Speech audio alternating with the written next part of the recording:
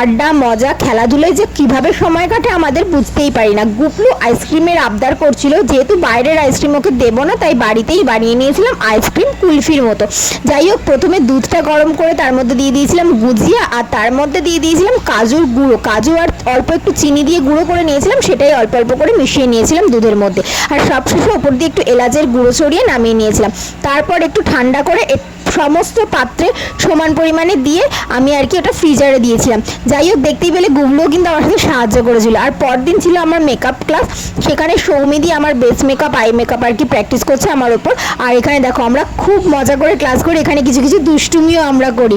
যাই হোক, তারপর বাড়ি যখন ফিরে আসি তখন রীতিমতো আইসক্রিমটা জমে গিয়েছে। গুপলু খেয়ে নিয়েছে অলরেডি, আর আমি একটু টেস্ট করে দেখলাম, বেশ কুলপি কুলপি খেতে ভালো লেগেছিল। যাই হোক, তোমাদের ভিডিওটা কেমন লাগলো অবশ্যই কমেন্টে জানিয়ে, তোমরা এরকম করো কিনা সেটাও জানিও। ভালো লাগলে লাইক শেয়ার এন্ড সাবস্ক্রাইব করো। টাটা।